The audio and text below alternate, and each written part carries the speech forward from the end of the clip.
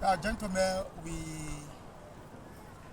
have 24 panel stores, so just you can view them around.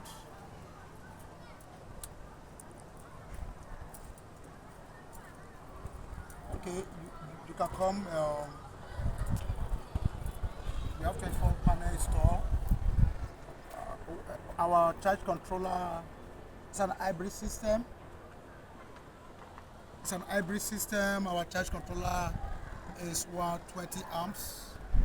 The the inverter voltage is the maximum voltage it can pick from the PV is 195, but it's not good for you to input 195. So make sure that you are between 160, 140, 130 voltage. So what we did, this is a 540 watts. 540 watts. Each of the panel we have 43 volts.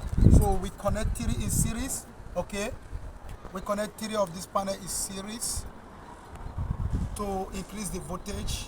Then we power it. So we have a 12 12. These are 24 panels if you can count. So we have a 12 12. So three in series. Then we power it to make it a 12. So doing this, you are okay. Look at me. Come, brother. So doing this, you are increasing your voltage for the charge controller. But mind it, if it's above 200, you will destroy your charge controller. So we are going down. Follow us, subscribe to our page.